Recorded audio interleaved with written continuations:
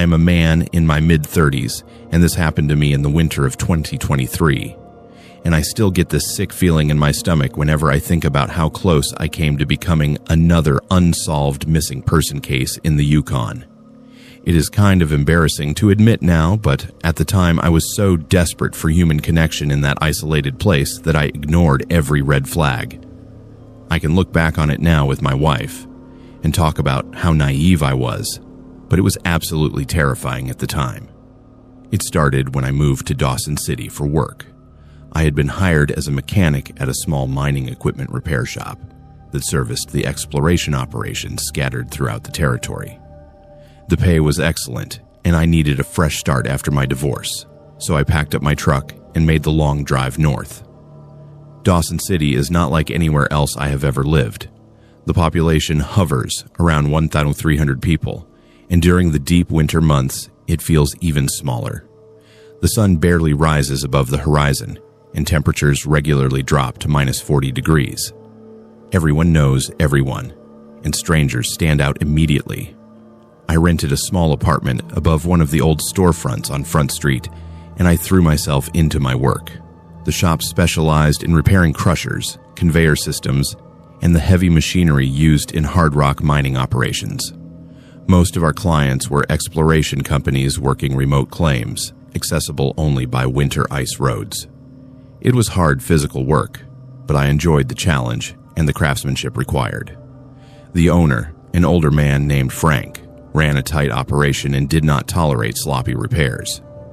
He used to say that out here, equipment failure in the wrong place at the wrong time could mean someone freezing to death waiting for a rescue that might take days. After about 2 months, I started noticing one customer who came in more frequently than others. His name was James, or at least that is what he told me. He was probably in his late 40s, with a weathered face and the kind of beard that men grow when they spend most of their time in the bush. He owned a small placer mining operation about 60 kilometers outside town, and he was always bringing in equipment that needed welding or parts replacement. Unlike most of our clients who dropped off equipment and left, James would hang around the shop and chat while I worked. At first, I found it a bit annoying, but I was so starved for social interaction that I eventually started looking forward to his visits. James seemed friendly enough. He would tell stories about living off the grid, about the wildlife he encountered, about the challenges of mining in permafrost. He asked about my background, about why I had moved north, and I found myself opening up to him more than I probably should have. I told him about my divorce, about wanting to disappear for a while, about how I did not have any family or friends who knew exactly where I was. Looking back now, I realize how dangerous that information was to share, but at the time it just felt good to talk to someone who seemed to understand. One day in late January, James came into the shop and invited me to go ice fishing with him that weekend. He said he knew a great spot on the Yukon River where the burbot were biting, and that I needed to experience a real northern winter activity. I hesitated at first because I had never been ice fishing before, but he insisted it would be fun and that he had all the gear I would need. The idea of getting out of town and doing something other than working and sitting alone in my apartment was appealing, so I agreed. He told me to meet him at the Chevron station on the Klondike Highway at 8 in the morning on Saturday. That Saturday morning was brutally cold. The temperature was minus 38 degrees, and there was ice fog hanging in the air. I almost talked myself out of going, but I did not want to be rude, and I figured James knew what he was doing. He pulled up in his truck right on time, a white Ford with a camper shell on the back. We headed north out of town, and after about 45 minutes, he turned off onto what he said was an old mining road. The snow was deep but packed down, and his truck handled it easily.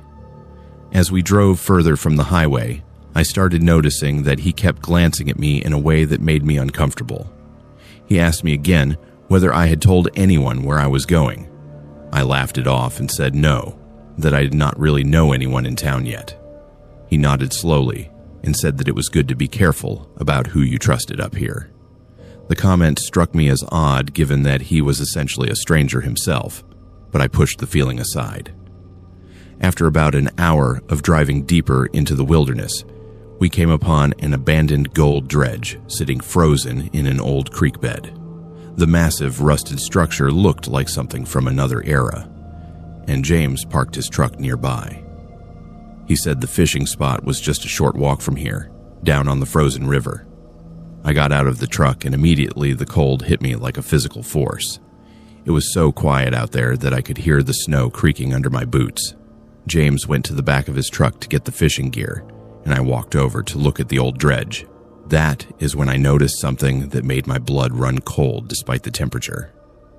Through the rear window of the camper shell, I could see equipment that had nothing to do with fishing. There were zip ties, rolls of duct tape, coils of heavy rope, and what looked like a tarp folded up.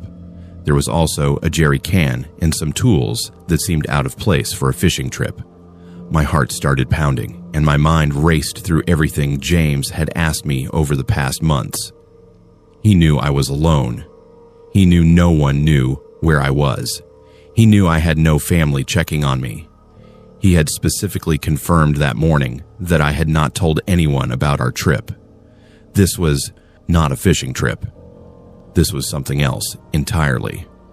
I forced myself to stay calm and walked back around to where James was pulling gear out of the truck.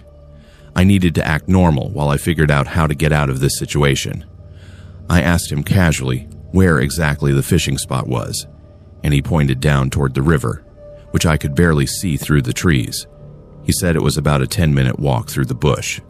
There was no trail, no one around for dozens of kilometers, and temperatures that would kill me in hours if I ran without proper preparation. I pretended to adjust my boot and pulled out my phone, praying I had some kind of signal. I had one bar. I made a show of checking something on my phone and then said loudly, so James could hear, that I needed to update my location sharing with my coworker Frank because he got worried if I did not check in every few hours since that incident last month. There had been no incident, and I had never shared my location with Frank. But James did not know that. I watched his face carefully.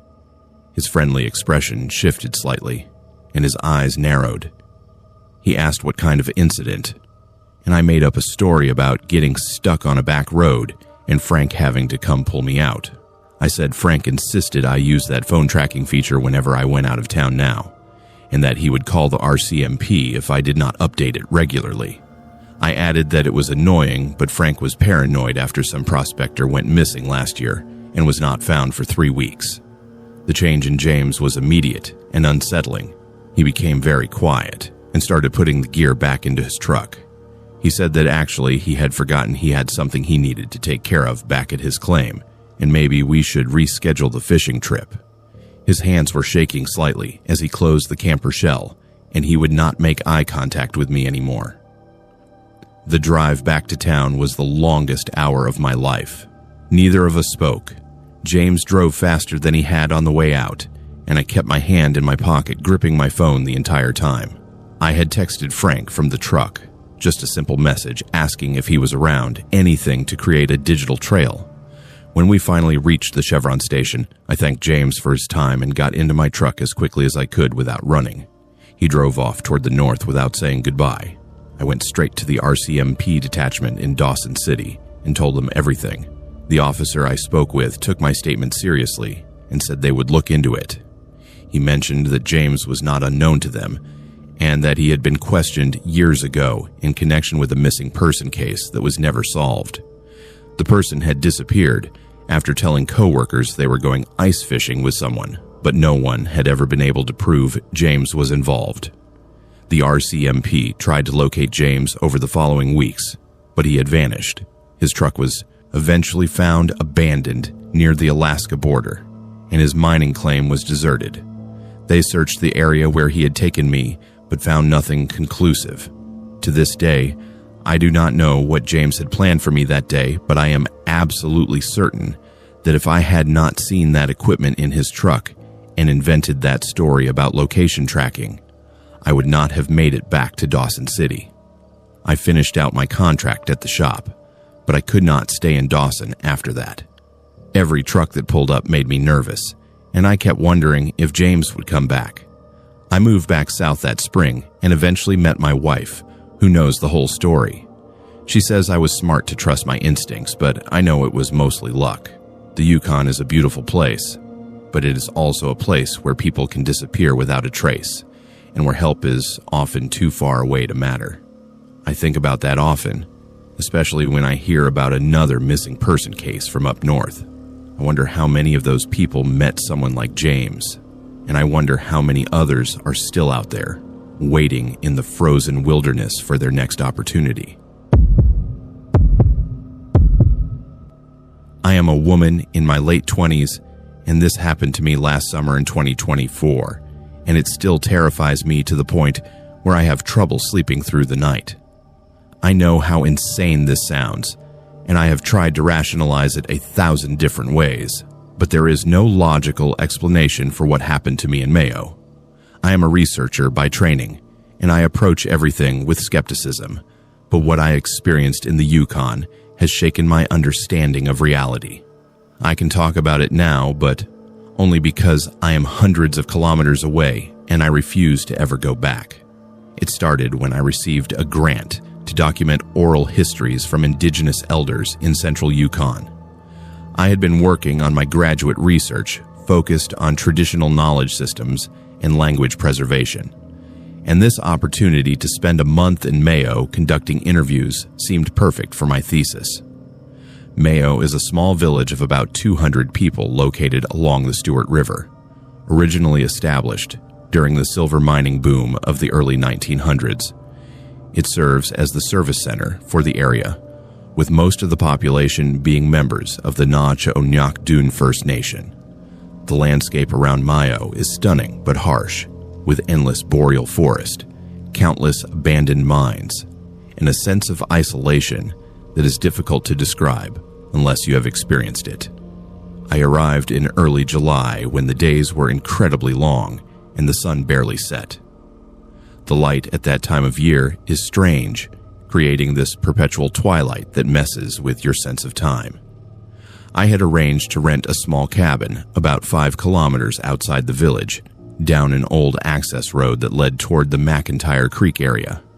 The cabin belonged to someone who used it as a hunting camp, and they were happy to have someone staying there and keeping an eye on the place. It was basic but comfortable, with a wood stove, a generator for electricity, and a well for water. The nearest neighbor was over 2 kilometers away. The first few days were wonderful. I spent my time in the village meeting with elders and arranging interview sessions. Everyone I met was warm and welcoming, though I noticed that when I mentioned where I was staying, some of the older people would get this look on their faces. One elder woman named Margaret asked me very directly whether I had been to the old mine workings near the cabin. I told her I had seen them from a distance but had not explored them. She told me firmly that I should stay away from there, especially at night. When I asked why, she said that place had taken people and that the ground there was not right. She would not elaborate further, and I assumed she was referring to safety concerns about unstable tunnels or environmental contamination. The strange experiences began on my 4th night in the cabin. I had spent the day transcribing interviews, and I went to bed around midnight, which still felt early because of the lingering twilight. I fell asleep, easily enough, but sometime in the night I woke up suddenly with the overwhelming sense that someone was singing. The sound was beautiful and haunting, a kind of melodic chanting in a language I did not recognize. It was not Gwich'in or Northern Tuchone, the languages I had been hearing in my interviews. It was something else entirely, with these rising and falling tones that seemed to pull at something deep inside me. I sat up in bed and realized the singing was coming from outside, somewhere in the direction of the old mine. I looked at my phone and it was 3:17 in the morning. The rational part of my brain said it must be someone camping in the area, maybe practicing traditional songs. But the sound had this quality that did not seem quite real, like it was coming from very far away and very close at the same time. I listened for probably 10 minutes before it faded away, and I fell back asleep. The next morning I felt strangely exhausted, like I had not slept at all. I mentioned the singing to one of my interview subjects later that day, and he became very serious. He asked me to describe exactly what I had heard, and when I did, he shook his head and said I needed to talk to Margaret again. When I found Margaret, she invited me into her home and made tea. She asked me whether I had gone outside during the night, and I said no, I had only listened from my bed. She looked relieved but told me I needed to be very careful.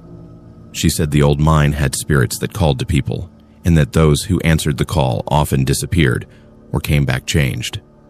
I should have packed up and moved to the village right then, but I am stubborn, and I did not want to seem like I was disrespecting their beliefs or being a typical scared outsider. I told myself it was just local folklore meant to keep people away from dangerous areas. That night, I made sure all my doors and windows were locked before I went to bed. I told myself I was being ridiculous, but I felt genuinely afraid for the first time. I woke up standing outside my cabin in my nightgown.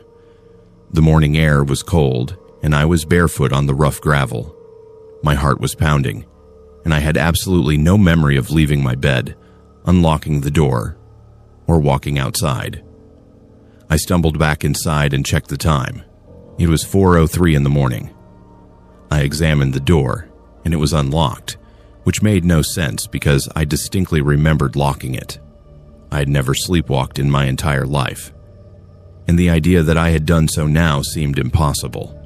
I tried to convince myself it was stress or the strange light cycle affecting my sleep patterns, but I felt sick with fear. I called my supervisor back in Vancouver and explained that I was having some issues and might need to come back early. She told me to take care of myself and that the research could wait, but I'd traveled so far and worked so hard to set up these interviews that I decided to stay a bit longer. I would just be more careful. That day, I went to the village and bought a length of rope. Back at the cabin, I tied one end around my ankle and the other end to the heavy iron bed frame. I felt ridiculous doing it, but I needed to know that I could not leave the cabin in my sleep again. I also set my phone to record audio through the night, thinking that if I was sleepwalking and sleep-talking, maybe I could figure out what was triggering it. I went to bed that night terrified of what might happen. I must have fallen asleep around midnight, and when I woke up, it was to the sensation of cold dirt under my feet and the smell of earth and rot. I was standing at the entrance of the old mine shaft near my cabin. The sun was just beginning to rise, and I could see the dark opening of the tunnel in front of me. I looked down and saw that the rope around my ankle had snapped. It had not come untied. It had broken, with the frayed end showing that something had pulled it apart with tremendous force. I have never run faster in my life than I did getting back to that cabin. I was sobbing, and my feet were bleeding from the rocks and roots I had stumbled over. Once inside, I locked every door and window and shoved furniture against the door. I looked at my phone and saw that it had recorded for over 4 hours. I did not want to listen to it, but I needed to know what had happened. The recording started with normal silence, just the sounds of the cabin settling and the wind outside. Then around 3 in the morning, I could hear the singing again, that same beautiful haunting melody. A few minutes later, I heard myself get out of bed. I heard my own voice, but I was not speaking English. I was responding to the singing in that same unknown language, speaking words I had never learned and could not possibly know. I heard the door unlock and open. I heard my footsteps walking away from the cabin. The recording continued for another hour, just wind and distant sounds, before it ended when the phone battery died. I sat there listening to my own voice speaking in a language I did not know, and I realized that whatever was in that mine had been calling me for days. It had pulled me from my bed, snapped a thick rope, and drawn me to the entrance of those dark tunnels. I looked at my hands and saw that my fingernails were packed with dirt, and there was soil on my nightgown. I had been digging or crawling, and I had no memory of any of it. I did not even pack properly. I threw my essential belongings into my car and drove straight to the village. I found Margaret and played her the recording. She listened to me speaking in that unknown language, and her face went pale. She said that was old language from before the current people, and that I was very lucky to have woken up when I did. She said the mine had been trying to take me below, and that if I had gone deeper into the tunnels, I would never have found my way back out. She performed a cleansing ceremony for me and gave me something to wear around my neck for protection. She told me I needed to leave Mayo and not come back. I drove to Whitehorse that same day and caught the first flight I could get back to Vancouver. I never went back for the rest of my belongings in the cabin. I told the owner to keep them or throw them away. I did not care. I abandoned my research project entirely and changed my thesis topic to something that could be done entirely in libraries. My supervisor was understanding when I told her I had experienced something traumatic, though I never explained the full details. The worst part is that it did not completely stop. For months after I returned home, I would wake up with this overwhelming urge to go back, not just to Mayo or the Yukon, but specifically to that mine. I would wake up standing at my apartment door with my hand on the doorknob, or I would catch myself looking up directions to drive north. I started seeing a therapist who specializes in trauma, and slowly the compulsion faded, but it has never completely gone away.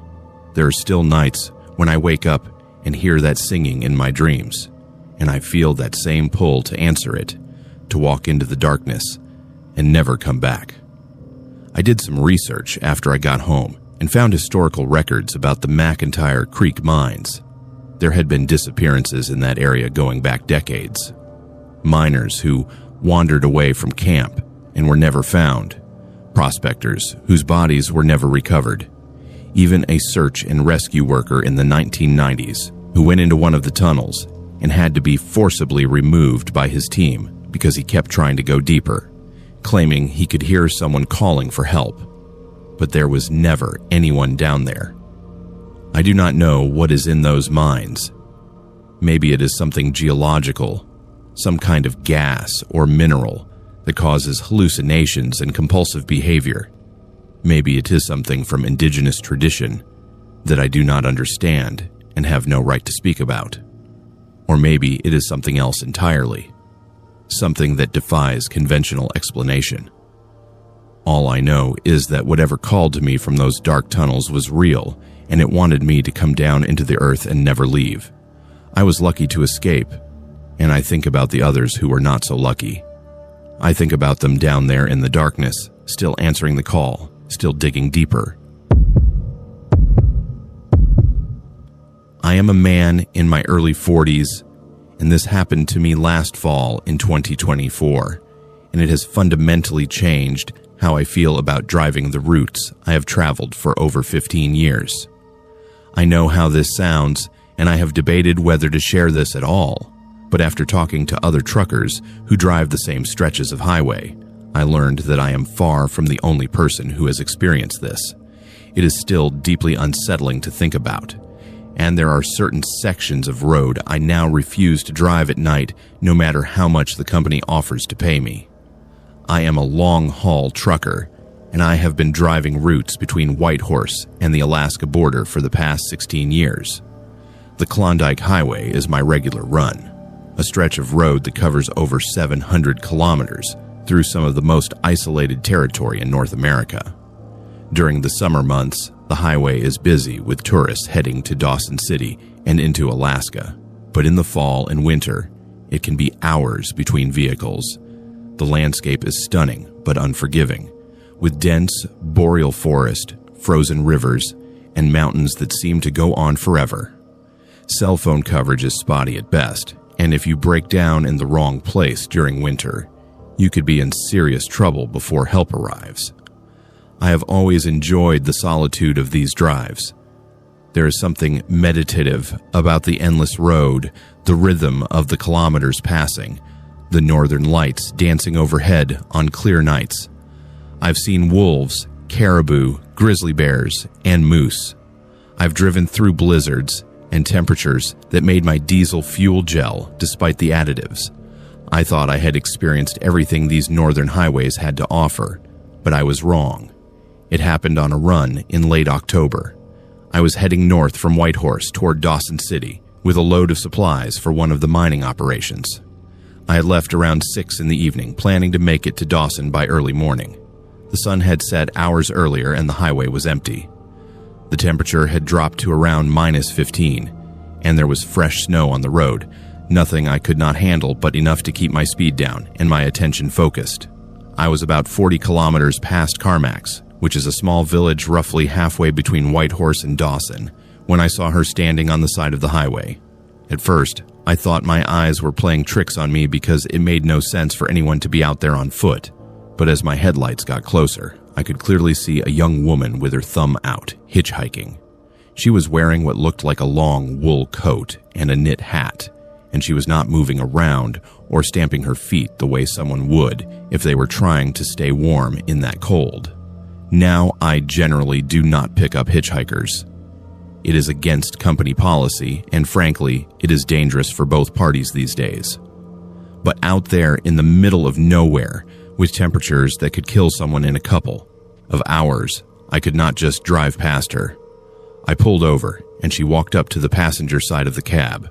I rolled down the window and asked if she needed help, if her vehicle had broken down somewhere nearby.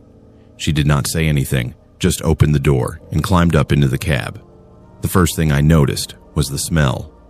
It was not unpleasant exactly, but it was distinct.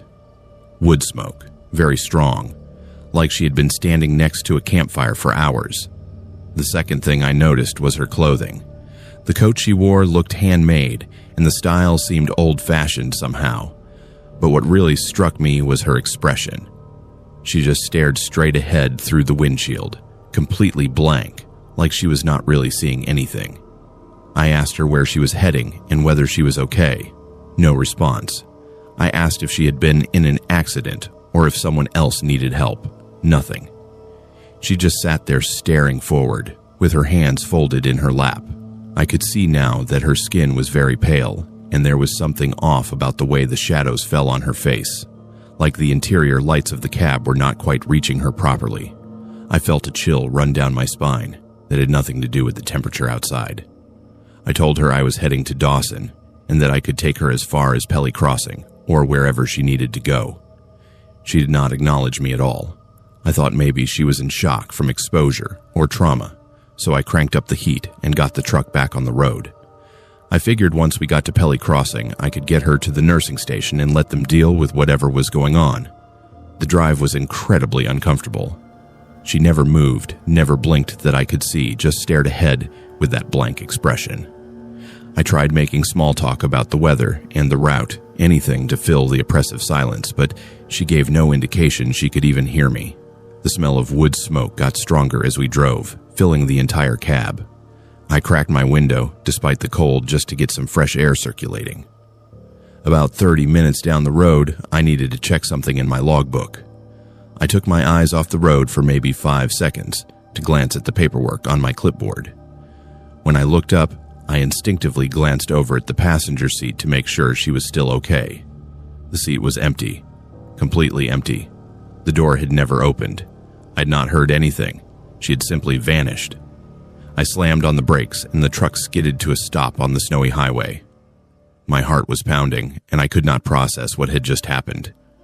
I turned on the interior lights and checked the entire cab. No one was there. The passenger door was still locked from the inside, exactly as it had been since she got in. There were no footprints in the frost that had formed on the outside of the windows. The only evidence she had been there at all was the lingering smell of wood smoke and a slight dampness on the passenger seat, like snow had melted there. I sat there for probably 20 minutes trying to rationalize what had happened. Maybe I had been more tired than I thought. Maybe I had hallucinated the whole thing due to fatigue or carbon monoxide somehow getting into the cab. But the smell was real, and the wet seat was real, and I knew with absolute certainty that I had picked someone up. I eventually got the truck moving again, but I kept glancing at the passenger seat every few seconds, half expecting her to reappear. When I got to Pelly Crossing about an hour later, I stopped at the gas station and went inside. I must have looked pretty shaken because the woman working there asked if I was all right. I told her what had happened expecting her to look at me like I was crazy. Instead, her expression became very serious, and she asked me to describe the woman. When I told her about the old-fashioned coat and the blank stare and the smell of wood smoke, she nodded slowly. She told me I had picked up the Klondike ghost, and that truckers and drivers had been reporting the same experience for decades. She said the woman I described matched the accounts almost exactly. According to local knowledge, she was a young woman who died in a car accident somewhere along that stretch of highway back in 1987. Her car had gone off the road during a winter storm, and she had tried to walk for help but froze to death. They did not find her body until spring. Ever since then, drivers report picking her up on cold nights, and she always vanishes without a trace before reaching Pelly Crossing. I went back to my truck, feeling even more unsettled than before. I finished the drive to Dawson, dropped off my load, and headed back to Whitehorse. On the return trip, I drove past the spot where I'd picked her up. It was just a stretch of highway like any other, nothing to mark it as special or significant, but I could not shake the feeling that I was being watched. Over the next few weeks, I asked other truckers who run the northern routes whether they had ever experienced anything strange. More than a few admitted they had picked up the same hitchhiker over the years. Some described her exactly as I had seen her. Others said she appeared different, but always vanished in the same way. One driver told me he had picked her up 3 separate times over a span of 10 years, always in the same area, always in late fall or winter. The worst part came about a month later. I was making another run to Dawson, and I was passing through Carmack's around midnight. As I drove through the village, I glanced in my rear view mirror to check my trailer. That is when I saw her sitting in the passenger seat behind me, visible in the reflection. The same woman, the same blank expression staring forward. I jerked my head around to look at the actual passenger seat, and it was empty. When I looked back at the mirror, she was gone. Since then, I see her regularly in my mirrors when I drive, that route at night. She is never there when I turn to look directly, only in the reflections. Sometimes she is sitting in the passenger seat. Sometimes she is standing at the side of the road as I pass. I have started to recognize the locations where she appears most frequently. Other drivers I have talked to say the same thing happens to them once they pick her up the first time. It is like she marks you somehow, and after that she becomes a regular passenger on your northern runs. I tried explaining this to my dispatcher and asking to be moved to different routes, but they told me I was being superstitious and that the northern runs pay too well to give up over ghost stories. So I continue driving the Klondike Highway. But I never stop for hitchhikers anymore, no matter how desperate their situation might appear. And I try not to look in my mirrors more than necessary when I drive past Carmack's late at night. My wife thinks the isolation and long hours are getting to me, and maybe she is right. But I know what I saw and what I continue to see. That woman died alone on a frozen highway decades ago, and for some reason she is still out there, still trying to get wherever she was going that night. I do not know if she is asking for help or warning drivers about something, or simply replaying her final hours over and over. All I know is that the Klondike Highway has its own passengers, and they do not always leave when you think they should. I am a woman in my early 30s, and this happened to me in the spring of 2024, and I am still receiving counseling for the violation I felt and the fear that consumed my life for months afterward. It is humiliating to admit how naive I was and how completely I misjudged someone who lived right next door to me. I can talk about it now because he is in custody and I have moved far away. But there are still nights when I wake up convinced someone is in my apartment, going through my things while I sleep. It started when I relocated to Watson Lake to teach at the elementary school. I had been working as a teacher in Vancouver for 5 years, but I was burned out on the city and wanted a complete change of pace. When the position in Watson Lake came up, offering a significant salary increase and the chance to experience life in a small northern community, I applied immediately. Watson Lake is a town of about 200 people located at the junction of the Alaska Highway and the Robert Campbell Highway in southeastern Yukon. It is known for the signpost forest, where travelers have been posting signs from their hometown since 1942, and for being the gateway community to the territory. I arrived in early March when there was still deep snow on the ground and temperatures hovering around -20. The school arranged housing for me in a duplex on the edge of town. It was a newer building, well insulated and comfortable, with my unit on one side and another tenant on the other. The duplex was owned by a local family who lived elsewhere in town, so I would not be living with a landlord watching my every move. I was excited about the independence and the chance to settle into this new chapter of my life. My neighbor introduced himself the day I moved in. His name was Benjamin, and he seemed friendly and helpful. He was probably in his mid-40s, worked at the airport doing maintenance, and had lived in Watson Lake for about 3 years. He helped me carry some boxes from my truck and gave me advice about where to shop, which restaurants were good, and what winter gear I would need. He mentioned that he kept odd hours because of his work schedule, so I should not worry if I heard him coming and going at strange times. I appreciated the heads up and thought it was considerate of him to mention it. Over the first few weeks, Benjamin continued to be the model neighbor. He would clear snow from both sides of the driveway without being asked. He brought over firewood when I mentioned I was planning to use the wood stove. When my truck would not start one particularly cold morning, he came over with jumper cables and got me running in time for school. I felt lucky to have landed next to someone so helpful, especially in a place where I did not know anyone yet. The school year was going well. I was teaching a combined 2nd and 3rd grade class, and the kids were wonderful. The community was welcoming, and I was starting to feel like I had made the right decision moving north. I threw myself into my work and started exploring the area on weekends. Watson Lake was more isolated than I had anticipated, with Whitehorse being over 400 kilometers to the west and Fort Nelson being the nearest town of any size in British Columbia, about 300 kilometers to the southeast. But I found the isolation peaceful rather than oppressive. About 6 weeks after I moved in, I started noticing that Benjamin seemed to know things about my schedule that I did not remember telling him. He would mention that I must have had a late-night grading papers because he saw my light on past midnight. He knew when I had gone to Whitehorse for the weekend before I had mentioned the trip. He commented on groceries I had bought, asking if I was planning to try making bannock because he noticed I had picked up lard and flour. At first, I thought maybe I was just forgetting our conversations, or that he was simply observant in the way people are in small communities where everyone knows everyone else's business. Then I started noticing that small things in my apartment were not quite where I had left them. A book on my coffee table would be at a slightly different angle.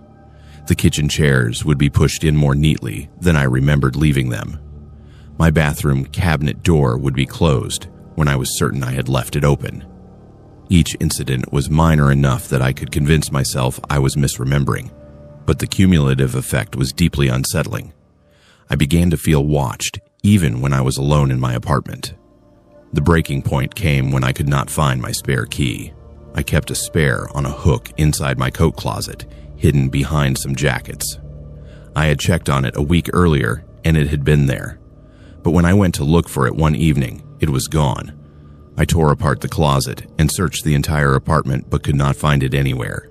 I felt a wave of panic wash over me. If someone had taken my spare key, they could enter my apartment whenever they wanted. I decided to test my suspicion in a way that would give me concrete evidence. I set up my phone on a shelf in my living room, positioned to record the front door and the main living area. I made sure it was plugged in so it would not run out of battery, and I set it to record video. Then I went to school as usual.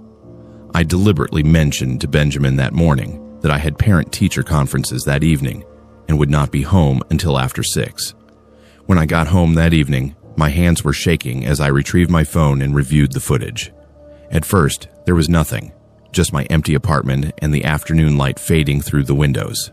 Then at 4:47, I watched my front door unlock and open. Benjamin walked into my apartment as casually as if it were his own. He looked around slowly, walked through my living room, and went into my bedroom. I could not see what he was doing in there because the camera angle did not reach that far, but he was in there for almost 10 minutes. When he came back to the living room, he opened my desk drawer and went through some of my papers. He picked up framed photos I had on my bookshelf and examined them closely. He opened my laptop, but it must have been password protected because he closed it after a moment. Then he sat on my couch for several minutes, just looking around my apartment like he was memorizing every detail. Before he left, he walked over to the shelf where my phone was recording, and for one terrible moment, I thought he had spotted the camera. But he was looking at the books on the shelf, running his fingers along their spines. Then he left, locking the door behind him. I felt physically sick watching the video. This man I had trusted, who had been so helpful and friendly, had been entering my home without permission and going through my most private spaces. I had no idea how many times he had done this, or what he had been looking for or taking. The violation was overwhelming, and I started crying right there on my couch, but I knew I needed to act quickly before he realized I was onto him. I called the RCMP detachment immediately and explained what had happened. 2 officers came to my apartment within the hour, and I showed them the video. They took my statement and said they would confront Benjamin, but that I should pack a bag and stay elsewhere for the night in case the situation escalated. I went to stay with another teacher from the school who had become a friend, and I barely slept that night. The next morning, the RCMP told me they had searched Benjamin's apartment and found things that made my blood run cold. He had created a shrine to me in one of his closets. There were dozens of photographs of me that he had taken without my knowledge, printed out, and pinned to the walls. There were items he had stolen from my apartment over the months, personal things like a hair tie, a coffee mug I had thought I lost, even a t-shirt I slept in. He had notebooks filled with observations about my routine, what I wore, who I talked to, what time I went to bed each night. The RCMP also discovered that this was not his first offense. Benjamin had been fired from a previous job in Fort St. John, British Columbia, for stalking a female coworker. He had been issued a restraining order in that case, but had never faced criminal charges because the woman had been too frightened to pursue the case fully. He had moved to Watson Lake shortly after that incident. And apparently, I was not his first target here either. 2 other women in town had reported feeling like someone had been in their homes when they were away, but there had never been enough evidence to prove anything. Benjamin was arrested and charged with multiple offenses, including breaking and entering theft, criminal harassment, and possession of stolen property.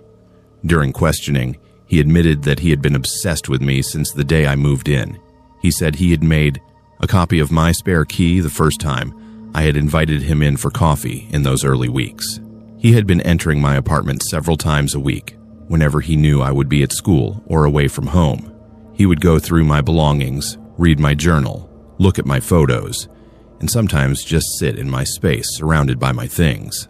The most chilling detail came when the RCMP told me that based on the volume of photos and observations in his apartment, he had been planning something more serious.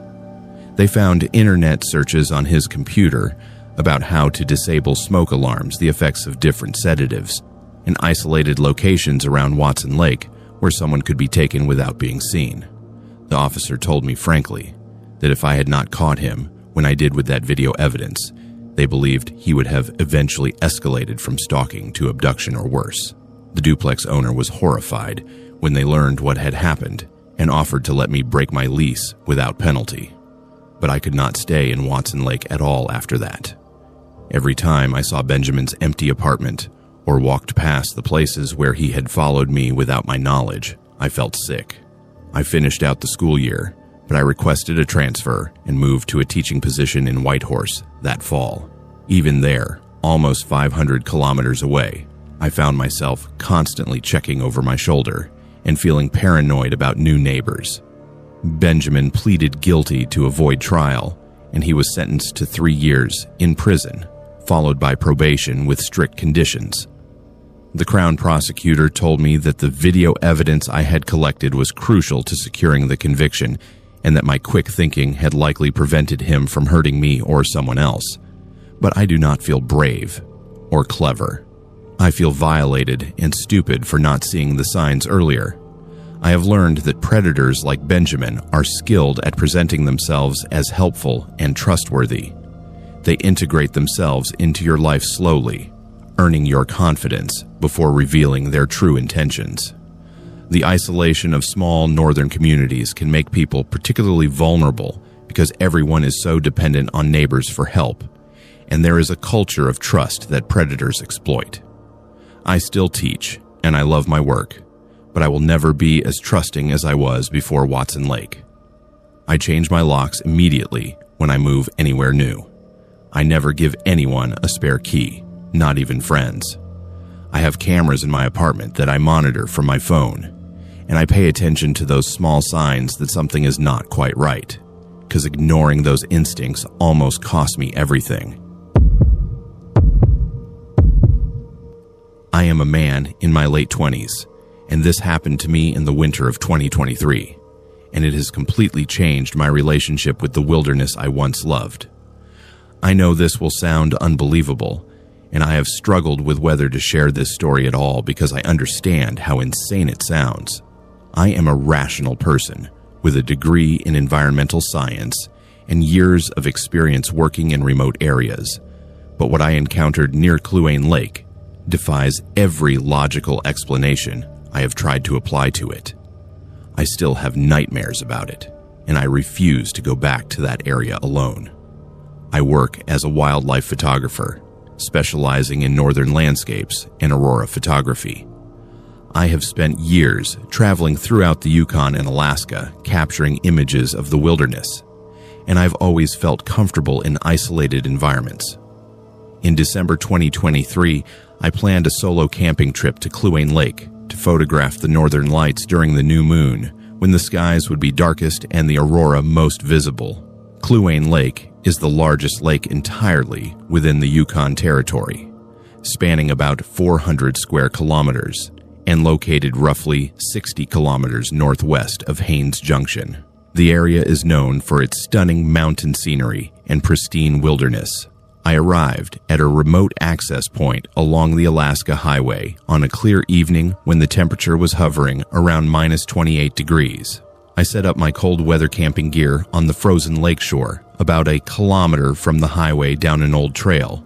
The location was perfect, with an unobstructed view of the northern sky and minimal light pollution. The sun had set around 4:30 in the afternoon, and I had hours of darkness ahead to capture the aurora if it appeared. By 8 in the evening, the northern lights began their display. Ribbons of green and purple light danced across the sky, undulating and shifting in patterns that never ceased to amaze me, no matter how many times I witnessed them. I set up my camera equipment and began shooting long exposures, periodically checking my shots and adjusting my settings. The silence out there was absolute except for the occasional crack of ice on the lake settling in the cold. I was in my element, completely focused on my work. Around 10:30, I took a break to warm my hands and have some hot coffee from my thermos. I happened to glance out across the frozen lake, and I noticed something that had not been there before. About 300 meters out on the ice, there was a dark figure standing completely motionless. My first thought was that another photographer had arrived and set up out on the lake for a different perspective. But something about the shape seemed wrong. The figure was too tall and too narrow, and it was not wearing any visible winter gear that I could make out despite the extreme cold. I grabbed my telephoto lens and aimed it at the figure to get a better look. What I saw through the viewfinder made my stomach drop. It was humanoid in shape, but the proportions were incorrect. The limbs were too long for the torso, and the head seemed too small. It was standing in a position that looked uncomfortable, with its arms hanging at odd angles and its legs slightly bent.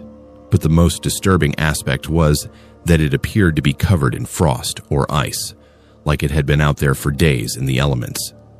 yet it was clearly standing upright and appeared to be facing my direction. I lowered my camera and looked with my naked eyes, and the figure was still there in the same position. I told myself it must be a stump or some kind of ice formation that I was misinterpreting in the darkness, but I knew the lake surface. I had studied this area in daylight before making camp, and there had been nothing out there. The ice was relatively smooth and clear of obstacles. I decided to keep an eye on it while I continued photographing the aurora. For the next hour, I would glance out at the figure periodically, and it had not moved at all, not even a slight shift in position. No human being could stand motionless in minus 28-degree weather for over an hour. I began to feel deeply uneasy, but I tried to focus on my work and ignore it.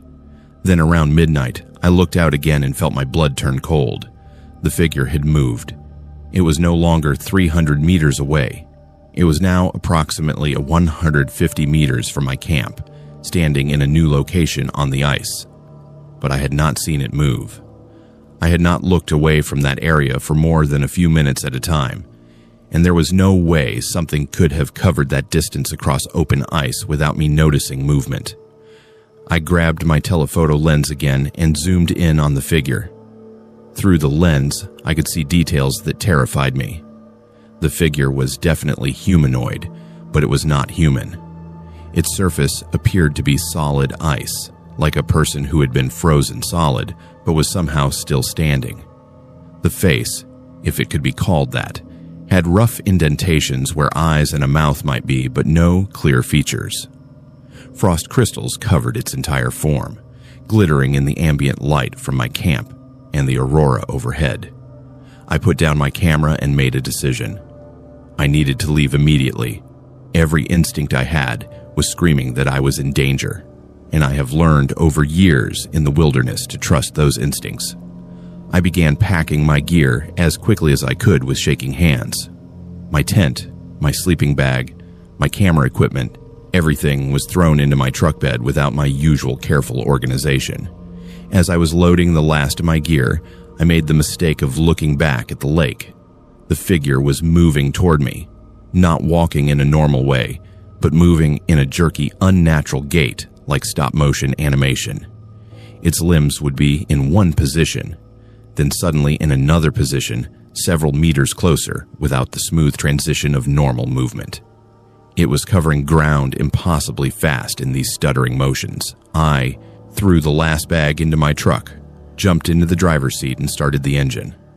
My hands were shaking so badly I could barely get the key in the ignition. The truck was cold, and the engine turned over sluggishly, but it started.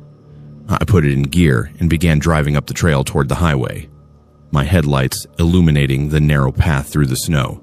That is when I saw it in the middle of the trail ahead of me. The figure was now standing directly in my path, about 30 meters in front of my truck. It had somehow gotten ahead of me, though there was no possible way it could have covered that distance from where it had been on the lake. I could see it clearly in my headlights now. It was over 7 feet tall with limbs that looked too thin to support its weight. Its entire form was crystalline ice, and frost vapor was rising off its surface despite the frigid temperature. I did not hesitate. I pressed the accelerator and drove straight toward it, expecting to either pass through some kind of optical illusion or hit whatever this thing actually was. As my truck got within a few meters, the figure moved aside in that same jerky, unnatural motion, and I drove past it. I looked in my rearview mirror and saw it standing in the middle of the trail behind me, turning its head to follow my truck. The movement of its head was too smooth, rotating further than a human neck could turn. I drove as fast as I dared on that narrow trail and did not slow down until I reached the Alaska Highway. Once on the main road, I drove straight to Haines Junction and pulled into the parking lot of the first building I saw that had lights on.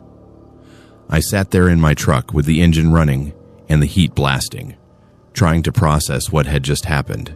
My hands were still shaking, and I felt nauseated with fear. The next morning, I went to the Parks Canada office in Haines Junction and asked about the area where I had been camping. I did not tell them the full story, just that I had seen something unusual and wanted to know if there were any local legends or historical accounts of strange sightings near Kluane Lake. The ranger I spoke with became very serious and asked me to describe what I had seen. When I did, she nodded slowly and told me I was not the first person to report seeing what locals call the Frozen Man, or the Ice Walker. She explained that there have been sightings going back to the 1940s of a humanoid figure covered in ice that appears on Kluane Lake during the coldest parts of winter. Multiple witnesses over the decades have described the same characteristics: the unnatural proportions, the jerky movement, the appearance of being made from solid ice. Some indigenous elders from the area say it is a spirit of the lake that manifests during the deep cold, and that it is drawn to people who are alone on the ice at night. No one has ever been harmed directly, but several people who encountered it have disappeared in the area under unclear circumstances. The ranger told me that Parks Canada does not officially acknowledge these reports, but staff members are aware of them, and they try to discourage solo winter camping in that specific area without being too explicit about why. She said I was smart to leave when I did, and that I should consider myself fortunate.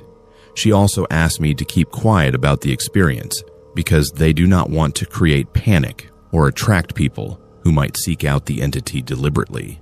I spent hours online researching similar phenomena and found scattered accounts from around the world of entities described as ice beings or frozen humanoids in extremely cold regions, but nothing I found provided a satisfactory explanation for what I encountered. I have tried to rationalize it as some kind of hallucination brought on by the cold or altitude, but I know what I saw was real. My camera equipment recorded time-stamped photos that show gaps where I stopped photographing to pack and flee, which matches my memory of the timeline. I have continued my photography work, but I no longer do solo trips in isolated winter locations.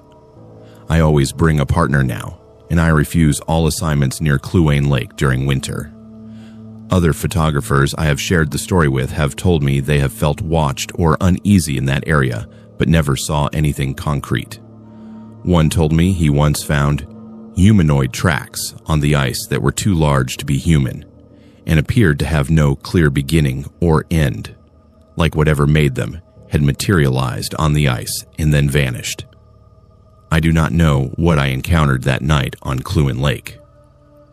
Whether it was some unknown creature, a supernatural entity, or something else entirely, I cannot say. But I know it was real, and I know it was aware of me. The way it moved closer, the way it positioned itself in my path, the way it turned its head to watch me drive away. It was not random or natural. It was deliberate and intelligent, and that terrifies me more than anything else. The wilderness I once saw as beautiful and peaceful now feels like it holds things we were never meant to encounter, and I will never feel completely safe in it again.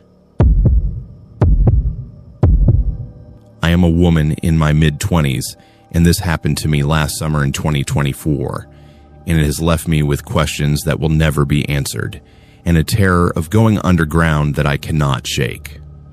I know how impossible this sounds, and I have been examined by multiple medical professionals who cannot provide any satisfactory explanation for what occurred.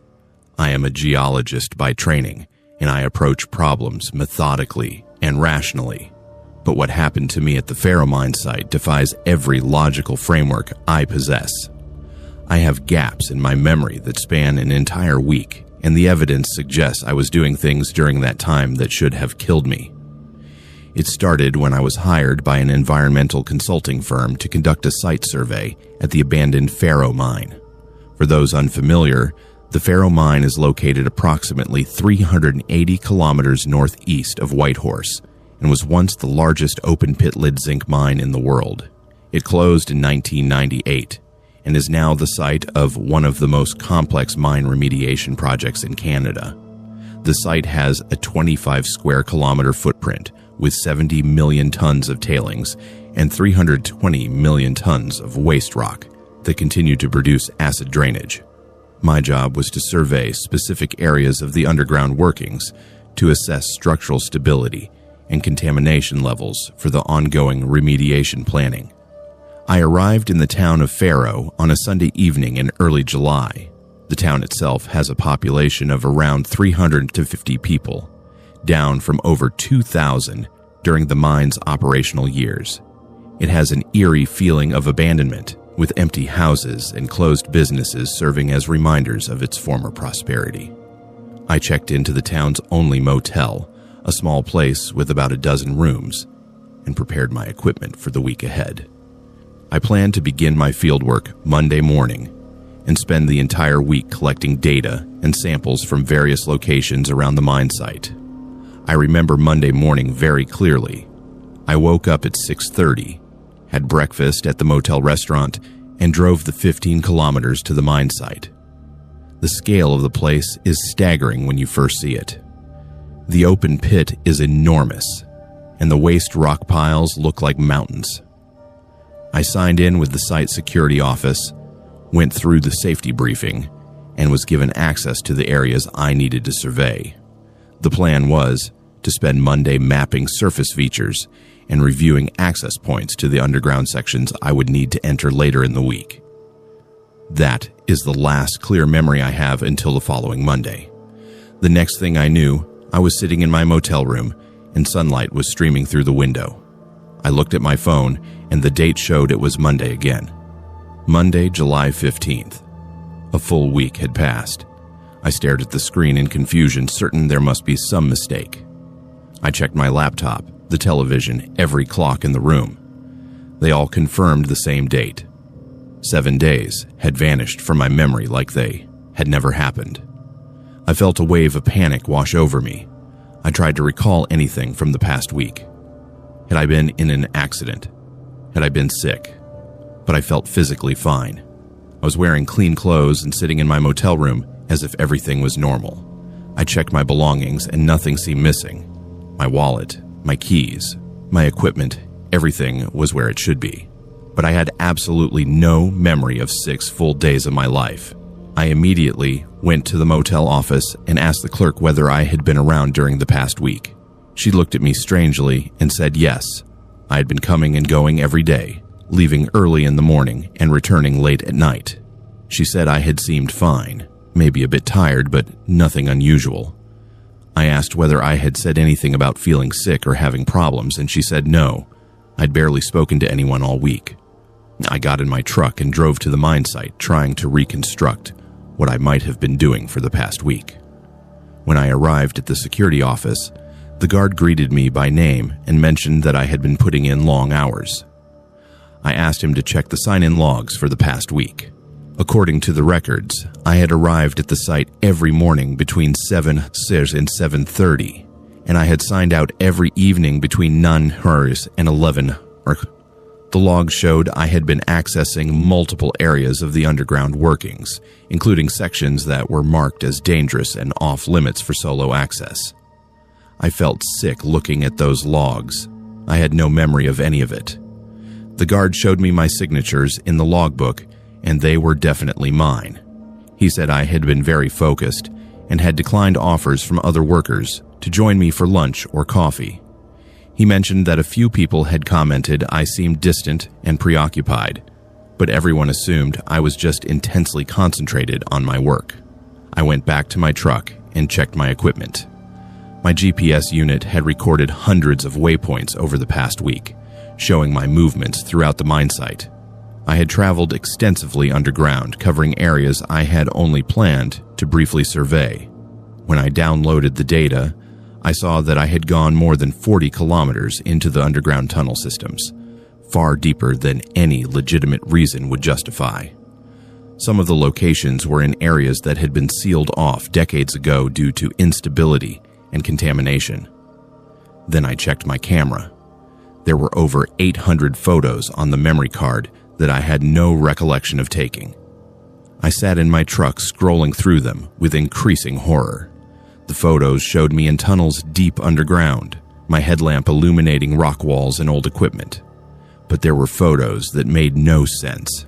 In dozens of them, There were dark figures visible in the background behind me, humanoid shapes standing in the shadows of the tunnels, partially visible at the edge of the light. In some photos, they were close, just a few meters behind me. Others, they appeared to be following me deeper into the darkness. My hands were shaking as I continued through the photos.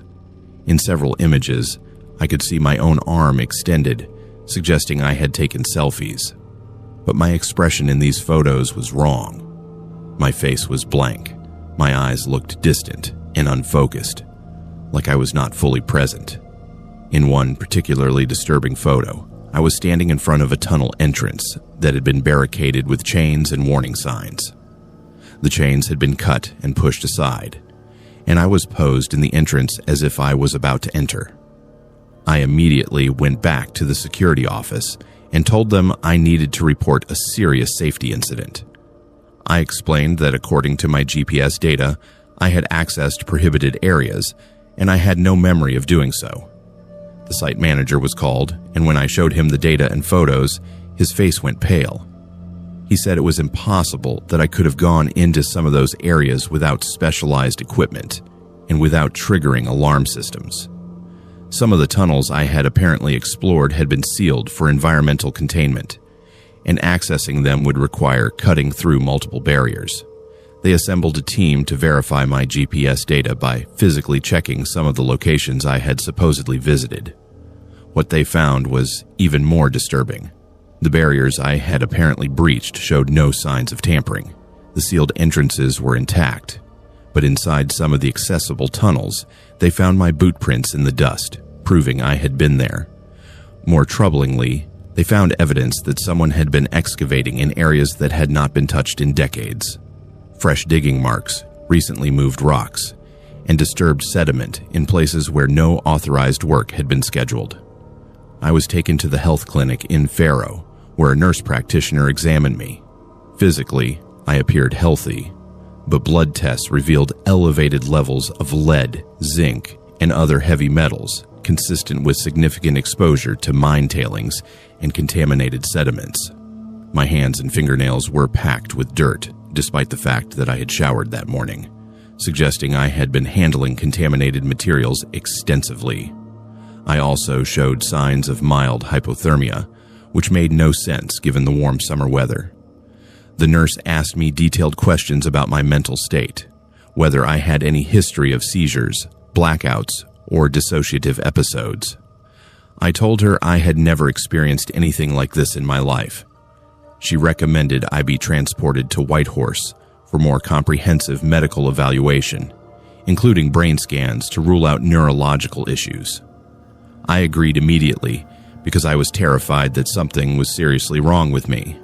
In Whitehorse, I underwent a full medical workup, including MRI, EEG, and extensive psychological evaluation.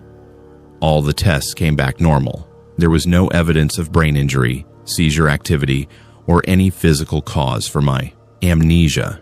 The psychologist I spoke with raised the possibility of a dissociative fugue state, which is a rare condition where someone loses awareness of their identity and actions, sometimes for extended periods.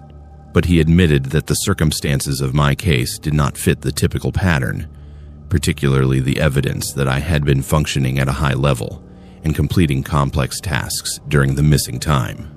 What disturbed the medical team most was the evidence of toxic exposure. The levels of contamination in my system indicated I had spent significant time in highly polluted areas without proper protective equipment, and I had likely been handling tailings materials directly with my bare hands. They could not explain why I would have done this, or why I showed no signs of acute poisoning despite exposure levels that should have made me seriously ill. The environmental consulting firm I worked for was understandably alarmed by the situation. They conducted their own investigation and concluded that something highly unusual had occurred, but could not determine what. They reviewed all my prior work and found no previous concerns about my judgment or safety practices. The mine remediation project management decided to restrict access to certain areas of the site and recommended enhanced security measures. but they never publicly disclosed the details of what happened to me. I spent weeks trying to understand what occurred during those missing days. I reviewed every photo, every GPS point, every piece of data I had collected. The more I looked, the less sense it made. According to the GPS tracks, I'd traveled distances underground that would have taken many hours of walking. Yet the timeline of my sign-in and sign-out records suggested I could not have covered those distances in the available time. The photos showed me in locations that should have been inaccessible, and the mysterious figures in the backgrounds were never explained. Analysis of the images confirmed they were not artifacts or equipment errors. Something was actually there in those tunnels with me. The local RCMP opened an investigation, but eventually closed it as unexplained. No criminal activity was suspected, and I had not technically violated any laws since I had proper authorization to be on the site, but they recommended I not return to Faro or the mine site, and I agreed without hesitation. The case was added to a file of unusual incidents associated with the mine over the years. Apparently, I was not the first person to report strange experiences there. I quit my job with the consulting firm and changed career paths entirely. I cannot work around mines anymore, especially underground environments. I have recurring nightmares about those dark tunnels and the figures standing in the shadows behind me. I wonder what I was doing during those lost days. Who or what I encountered down there in the darkness, and what would have happened if I had continued deeper into those abandoned passages. The worst part is not knowing. My mind protects me from whatever happened by keeping those memories locked away, but that protection feels more like a curse.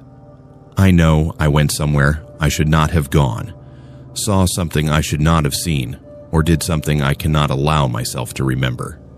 And I fear that someday, those missing memories will return, and I will wish they had stayed buried in the dark where they belong. I'm a man in my early 50s, and this happened to me in the fall of 2023, and it still haunts my dreams every single night.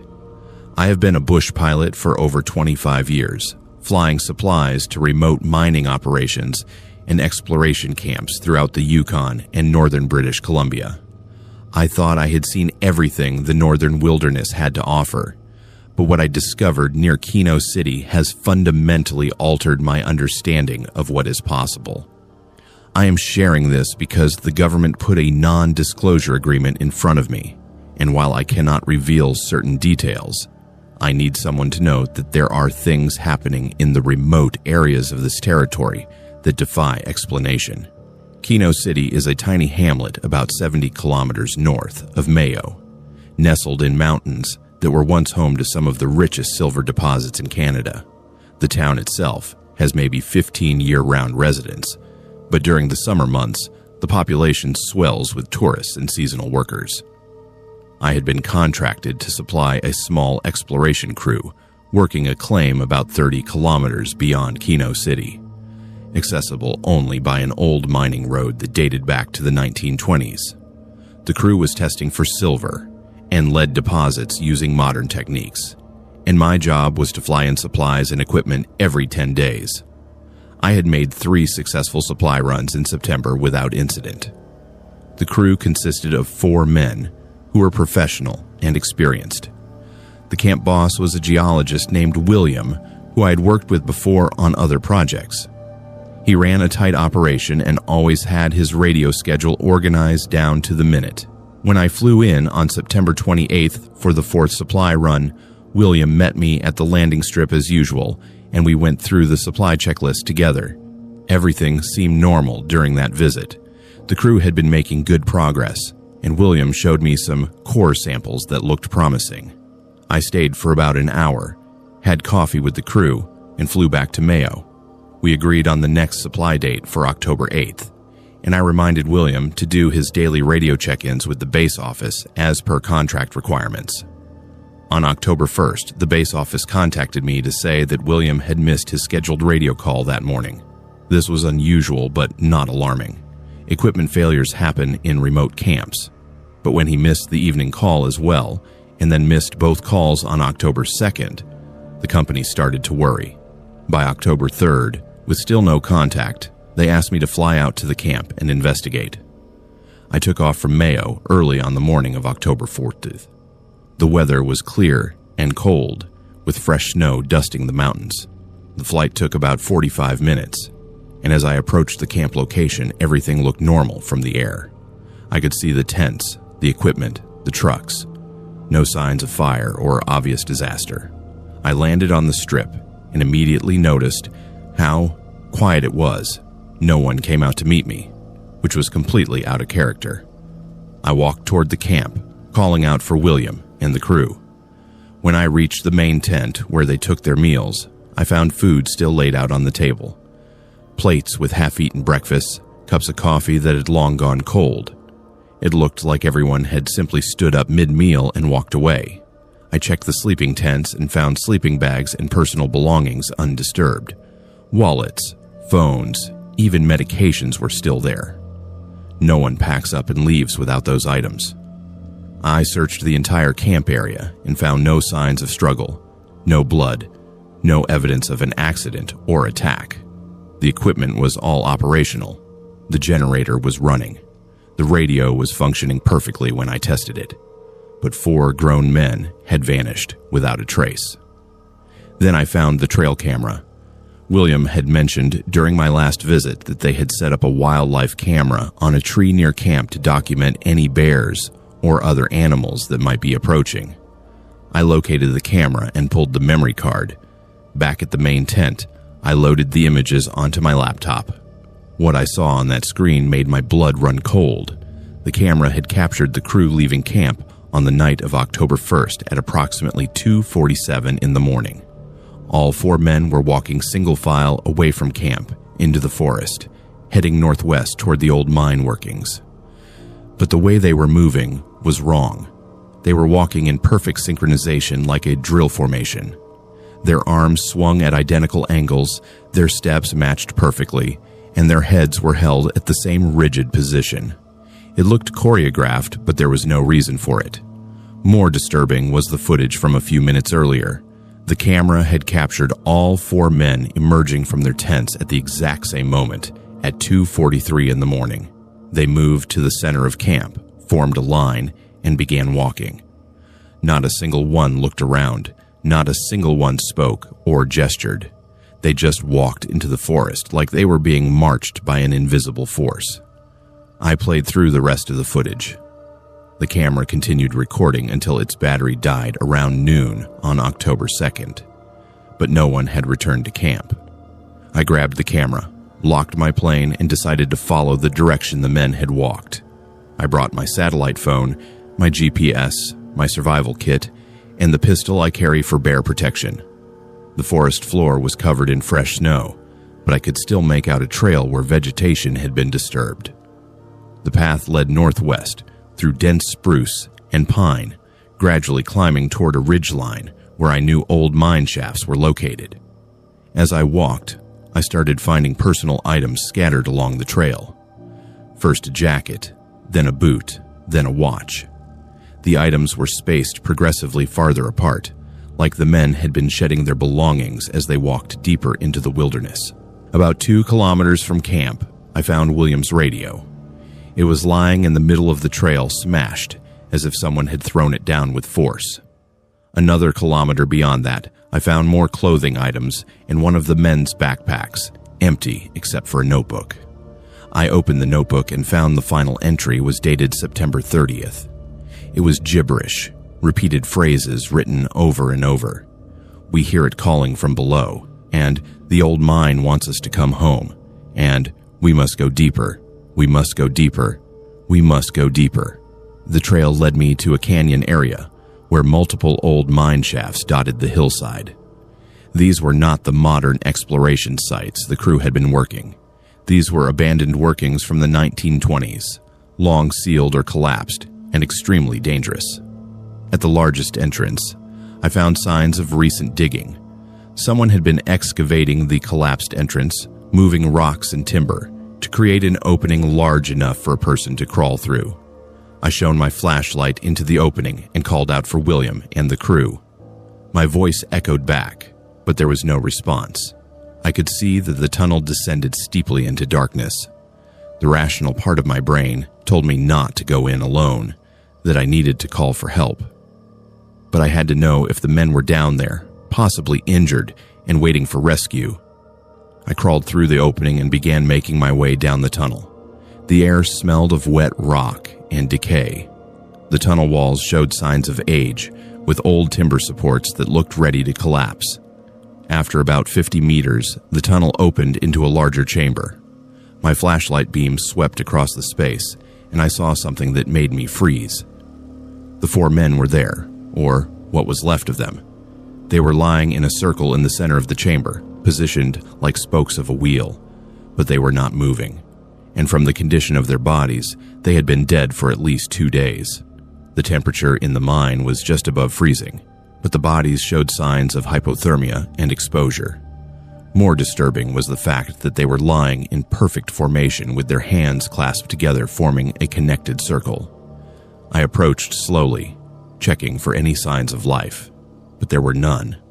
I noticed that their faces all wore the same expression, peaceful and almost serene, despite what must have been a terrifying death.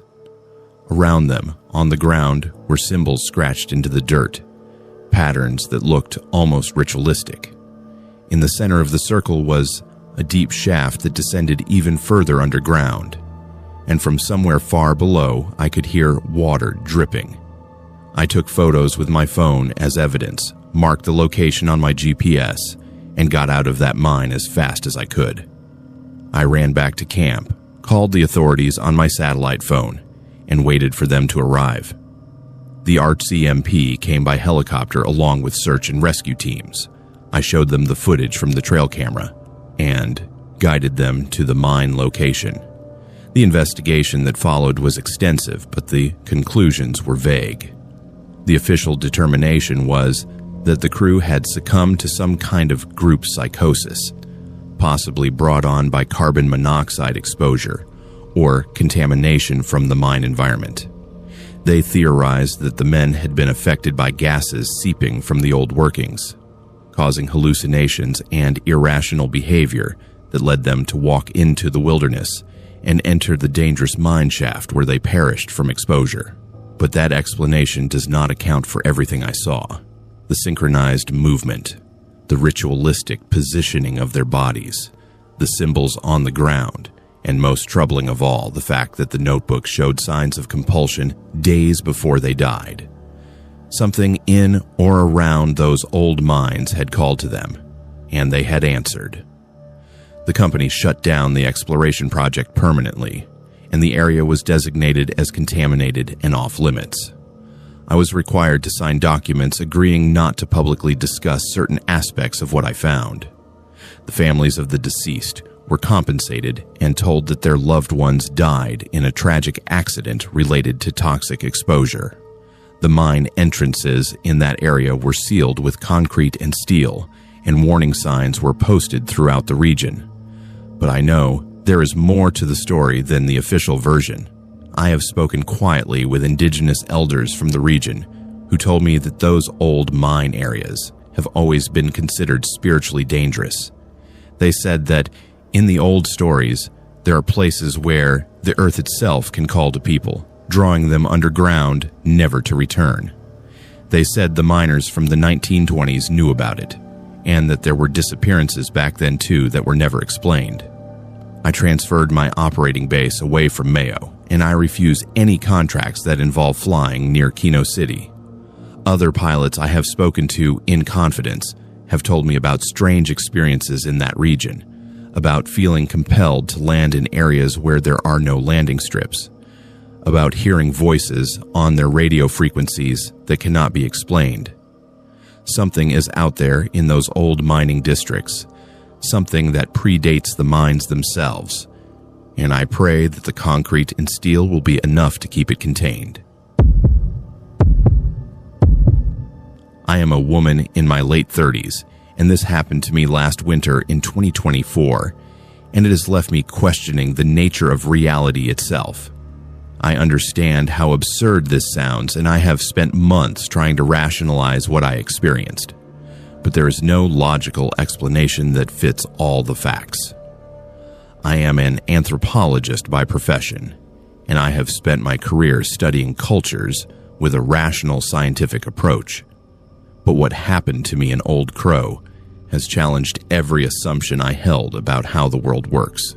I can talk about it now because I need to tell someone, even if they think I have lost my mind. It started when I received funding to visit Old Crow to document traditional Vuntut Gwich'in practices and oral histories. Old Crow is the northernmost community in the Yukon, located about 128 kilometers north of the Arctic Circle at the confluence of the Crow and Porcupine rivers. It is a fly-in community with no road access, home to approximately 300 people, almost all of whom are members of the Vuntut Gwich'in First Nation. The isolation and strong cultural traditions of the community made it an ideal location for my research on traditional knowledge systems and cultural continuity.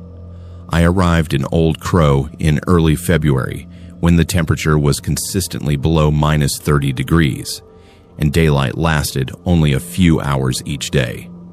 The community welcomed me, and I was given permission to conduct interviews with several elders who were willing to share their knowledge. I rented a small cabin on the outskirts of the village and settled in for what I planned would be a month-long stay.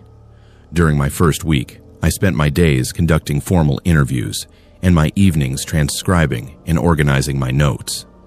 The elders I spoke with were generous with their time and knowledge, sharing stories about traditional hunting practices, seasonal migration patterns, and the spiritual beliefs that connected the Vuntut Gwich'in to the land. One recurring theme in many of the conversations was the importance of respecting certain places and not disturbing sites that held spiritual significance. One elderly man, whose name I will not use out of respect for his privacy, warned me specifically not to visit an old trading post that stood about 5 kilometers outside the village. He said the building had been abandoned for decades and that there was something wrong with it.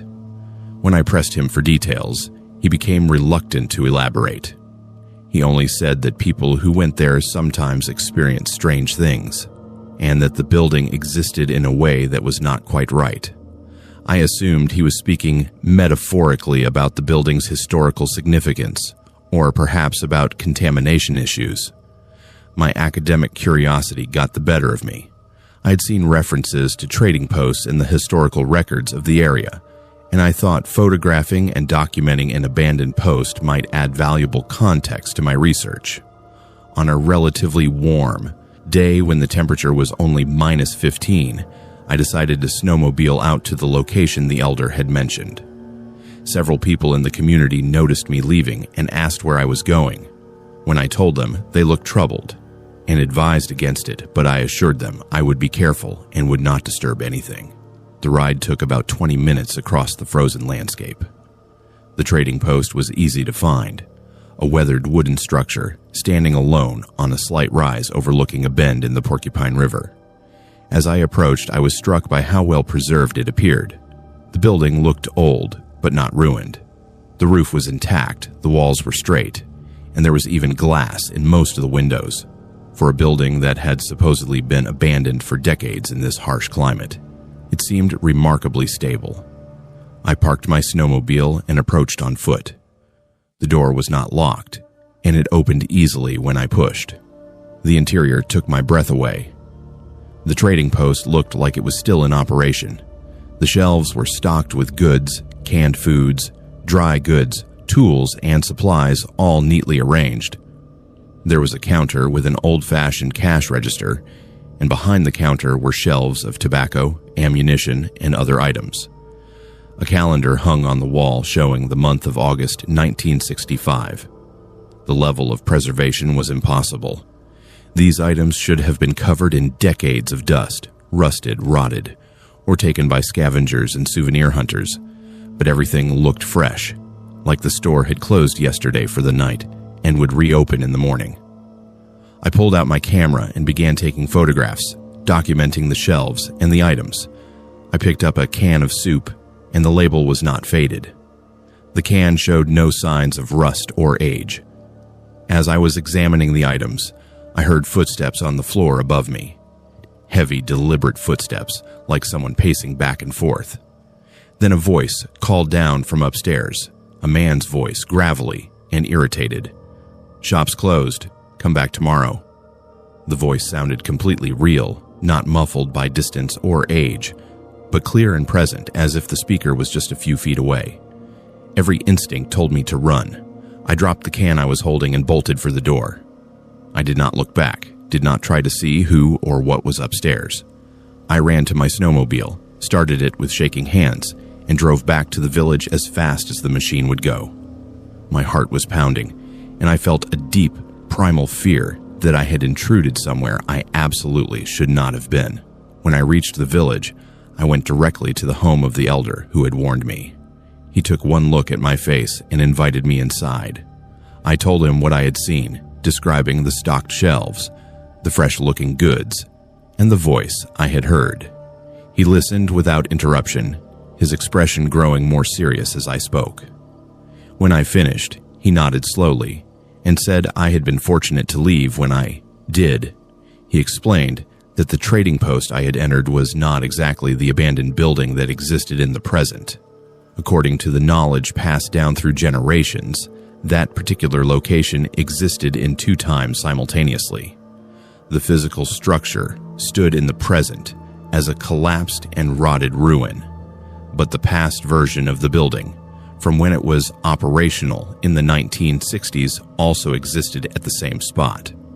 Sometimes, people would enter what they thought was the old ruin and find themselves in the functioning trading post from decades ago. He said that the man whose voice I heard was the original trader who ran the post.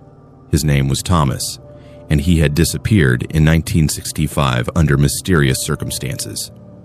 The trading post had closed that summer, and when people from the community went to check on Thomas, they found the building locked up and him gone. His truck was still there. His personal belongings were in his living quarters upstairs, but Thomas himself had vanished. No trace of him was ever found, and the mystery was never solved. According to the elder, Thomas never left. He was still there, trapped in the building in some kind of loop or pocket of time that repeated endlessly. People who entered the building when it manifested as the operational trading post from 1965 would sometimes encounter Thomas. He would always say the same thing, that the shop was closed and to come back tomorrow. The elder warned me not to go back, because those who stayed too long in the building or who went upstairs to confront Thomas would sometimes become lost in the same time loop. I thought he was telling me a traditional story or a metaphor, until I insisted we return to the trading post together so I could show him the photographs I had taken. He reluctantly agreed, and the next day we snowmobiled back to the location. What I saw when we arrived shattered my understanding of reality. The building was a ruin. The roof had collapsed, the walls were partially fallen, and the structure was clearly uninhabitable and had been for many years. The door hung off its hinges, and inside was nothing but rotted timber, snowdrifts, and debris. There were no shelves, no goods, no functioning interior whatsoever. It was exactly what an abandoned trading post that had stood empty for 60 years should look like. I was speechless. I knew what I had seen the day before. I had been inside a fully intact, stocked trading post. I had touched the items on the shelves. I had heard a voice, but now I was looking at a building that could not possibly have been what I experienced. The elder watched my reaction and said quietly that this was why people were warned to stay away. When I returned to my cabin, I immediately checked the photographs I had taken inside the trading post. The photos existed on my camera's memory card, and they showed exactly what I had seen. The stocked shelves, the intact interior, the calendar showing August 1965. But when I went to download them to my laptop, something strange happened.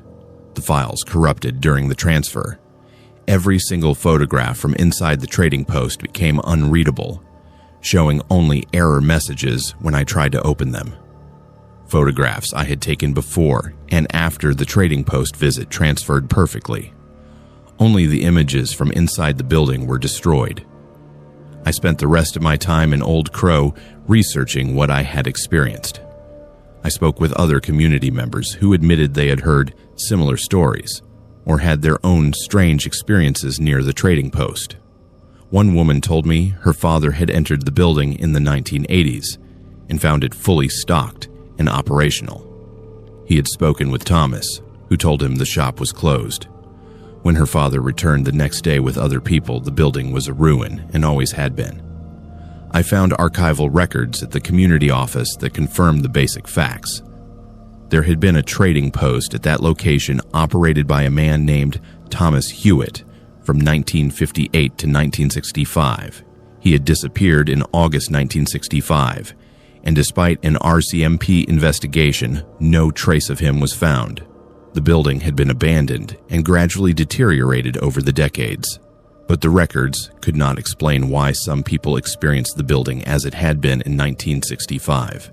I have tried to research similar phenomena, what some parapsychologists call time slips or temporal anomalies. There are documented cases from around the world of people claiming to have briefly experienced different time periods, but these accounts are always controversial and disputed. The difference with my experience is that multiple people over multiple decades have experienced the same phenomenon at the same location, which suggests something more than individual hallucination or misperception. The most disturbing aspect came after I left Old Crow. For weeks after returning home, I would receive phone calls on my cell phone. The calls would show no caller ID, and when I answered, there would be silence, followed by a gravelly male voice saying, "Shop's closed. Come back tomorrow." Then the line would go dead. These calls came at random times, sometimes in the middle of the night. I changed my phone number, and the calls stopped, but I still sometimes wake up convinced I can hear that voice in my apartment. I have also experienced strange dreams where I am back at the trading post, but this time I go upstairs. In the dreams, I find Thomas sitting at a desk in a small room, writing in a ledger. He looks up at me and says, "You should not have come here. Now you are part of it too." I wake from these dreams, feeling disoriented and confused about what year it is. I abandon my research project. I could not complete the work knowing that I had experienced something that fundamentally challenged the scientific frameworks I had spent my career building. How do you write an academic paper about traditional knowledge when you have experienced something that suggests our understanding of time and reality is incomplete? I took a leave of absence from my university position, and I have been trying to process what happened. The elder in Old Crow told me that the land remembers things that happen on it, and that some places hold memories so strongly that they can replay them. He said that Thomas is still in that trading post, still living August 1965, unaware that 60 years have passed in the world outside. And according to the elder, anyone who stays too long in the building risks becoming trapped in the same loop, forever repeating the same moments while the world moves on without them. I do not know if I believe in ghosts or temporal anomalies or dimensional pockets, but I know what I saw and experienced. I entered a building that existed simultaneously in two different times, and I encountered something or someone that should not have been possible. The photographs that corrupted, the voice on my phone, and the dreams that continue to haunt me all suggest that my brief visit to that trading post created a connection that I cannot fully sever. I will never return to Old Crow, not because I did not love the community or the work I was doing, but because I fear what might happen if I went back to that trading post. Part of me worries that if I entered the building again, I might find it fully stocked and operational, and if I went upstairs this time, I might meet Thomas face to face. And I am terrified that if that happens, I might not find my way back to 2024. I am a man in my mid-40s, and this happened to me in the summer of 2023, and it has haunted me every day since. I am an RCMP officer, and I have seen disturbing things in my career, but nothing prepared me for what I encountered in Beaver Creek during the summer solstice. I have been advised not to speak publicly about certain details of this case, but I feel compelled to share what I know because the pattern continues, and people deserve to be warned. I can talk about it now because I have transferred to a different detachment, and I no longer patrol that area, but I still wake up at night thinking about what happened to those people. I was stationed at the RCMP detachment in Beaver Creek, Canada's westernmost community, located just 28 kilometers from the Alaska border. Beaver Creek is tiny, with a population of around 100 people, mostly members of the White River First Nation and workers at the Border Services Station. The detachment usually handles routine matters like traffic enforcement, border-related issues, and the occasional domestic dispute. It is isolated and quiet, exactly the kind of posting where you do not expect to encounter cases that defy explanation. On June 21st, 2023, the day of the summer solstice, I received a call around 9:30 in the morning from the manager at one of the local motels. A couple who had checked in 2 days earlier had not checked out as scheduled, and their RV was still in the parking lot with the door standing open. The manager had knocked and called out but received no response. She was concerned because their belongings were still inside and there was food cooking on the stove when she looked through the door. I drove to the motel immediately. The RV was a newer model, well maintained with British Columbia plates. When I approached, I could smell something burning from inside. The door was indeed wide open, and I called out several times before entering. Inside, I found a pot of oatmeal that had boiled dry on the stove, the bottom of the pot scorched black. Coffee had been brewed, and 2 cups were set out on the table.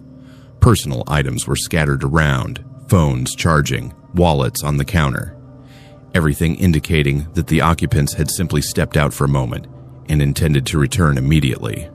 I checked the motel registration and confirmed the couple's names. Michael and Lisa, both in their mid-50s from Vancouver. They were traveling the Alaska Highway on vacation.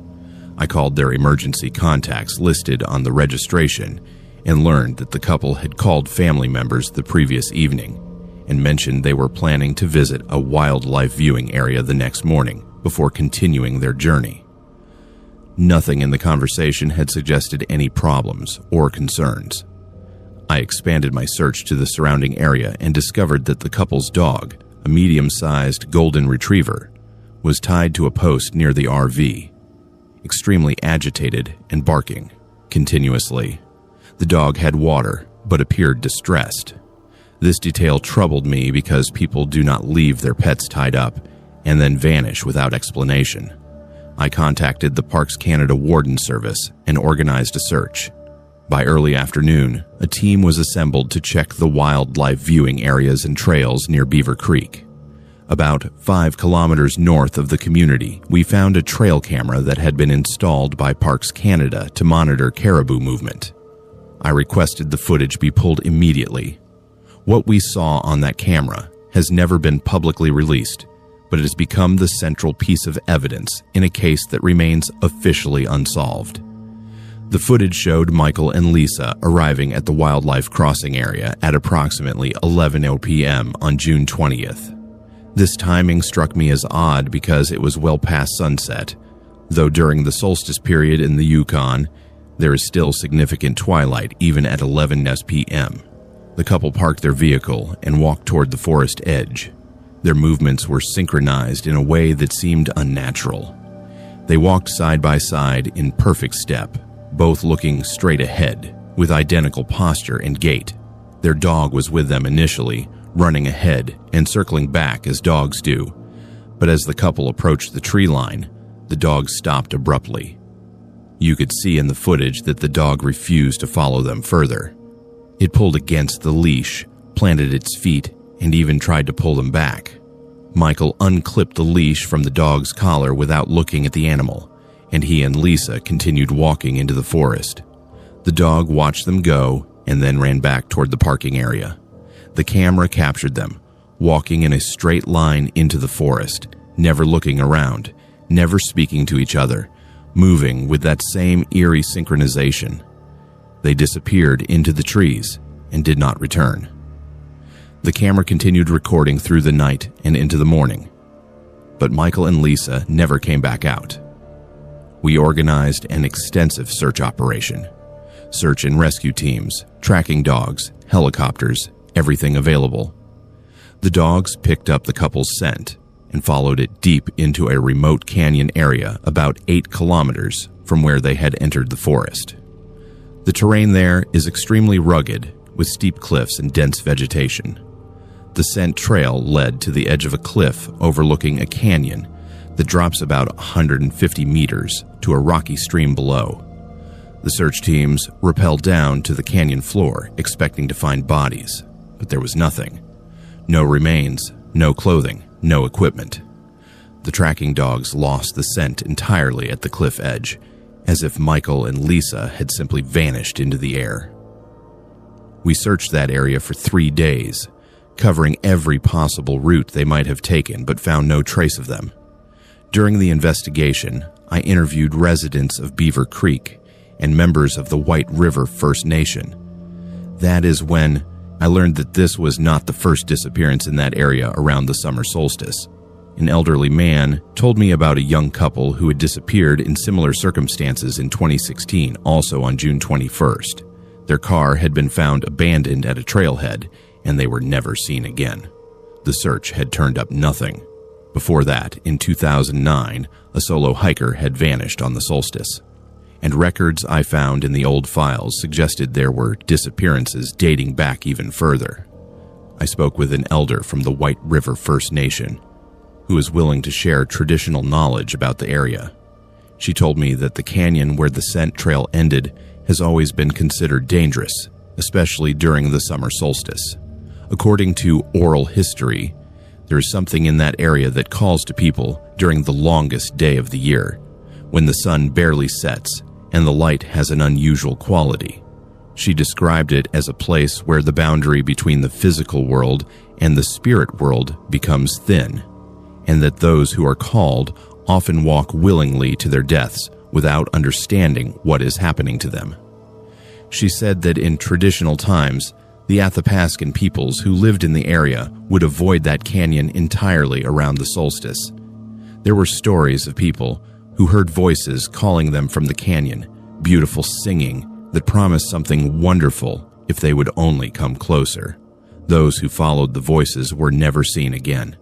The elder told me that the land itself has memory, and that something ancient dwells in that canyon, something that hungers during the solstice. I returned to the trail camera footage and studied it frame by frame. What I noticed upon closer examination was deeply disturbing. In several frames visible in the trees beyond where Michael and Lisa were walking, there appeared to be other figures. They were barely visible, like shadows or smudges on the film, but when I enhanced the images, they looked humanoid. The figures seemed to be keeping pace with the couple, moving through the forest parallel to them.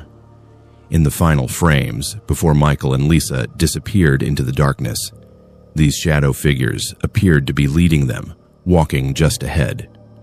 The official investigation concluded that Michael and Lisa had met with misadventure in the wilderness, likely falling from the cliff during a night hike with their bodies swept away by the stream or lost in the dense vegetation. But I know there is more to the story than that explanation. The synchronized walking, the dog's refusal to follow, the total absence of any remains, and most importantly, the pattern of disappearances on the same date over multiple years, all point to something that cannot be explained by conventional means. I made a formal recommendation to the RCMP and to Parks Canada that the area be closed to public access during the period surrounding June 21st. My recommendation included historical data on the disappearances and consultation notes from Indigenous elders. The response was bureaucratic inaction. There was concern about the economic impact on tourism, about potential liability if an official warning was issued, and about the lack of concrete evidence for a specific threat.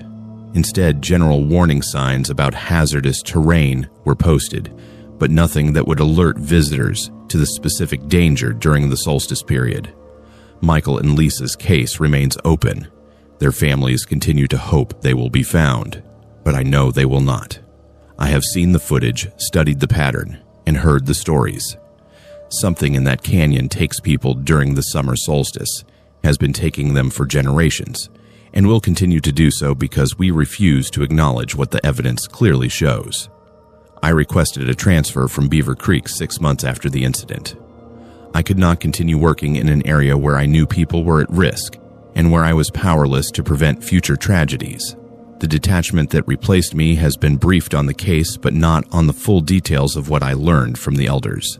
I worry that when June 21st comes around again, someone else will be camping in that area, will hear something calling from the canyon, and will walk willingly into the forest, never to return. The summer solstice is celebrated around the world as a time of light and life. But in that remote corner of the Yukon, it is a time when something ancient awakens, and the boundary between our world and something else becomes dangerously thin. Michael and Lisa were not the first to disappear, and unless serious action is taken, they will not be the last. I share this story in the hope that it reaches someone planning to visit that area during the solstice period. Stay away from the canyons north of Beaver Creek on June 21st. If you hear singing or voices calling to you from the forest, do not follow them. And if you feel a compulsion to walk into the wilderness at night during the solstice, fight it with everything you have, because once you start walking, you will not stop until you have gone too far to ever find your way back. I am a woman in my early 20s, and this happened to me last summer in 2024, and I still cannot close my eyes without seeing their faces looking up at me from the water. I know this will sound like something from a ghost story, but I swear on everything I hold sacred that what I experienced at Bennett Lake was real. I have tried to rationalize it, tried to convince myself it was exhaustion or stress or my imagination, but too many other people saw the same things I did.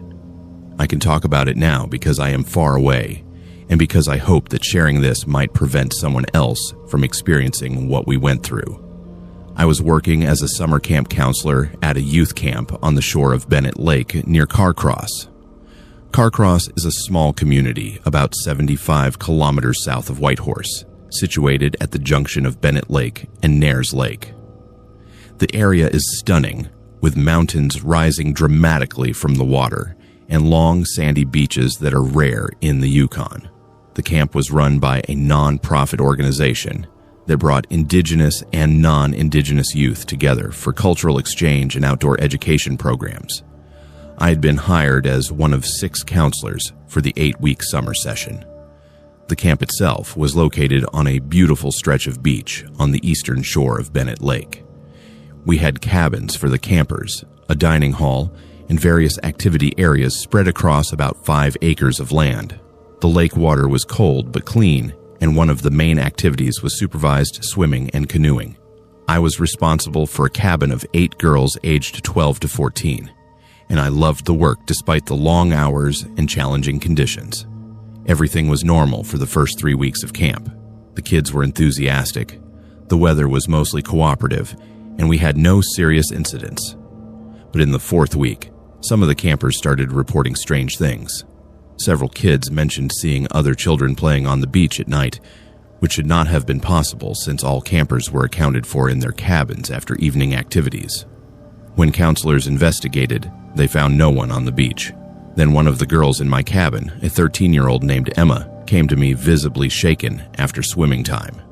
She said she had seen children underwater while she was swimming, standing on the bottom of the lake looking up at her.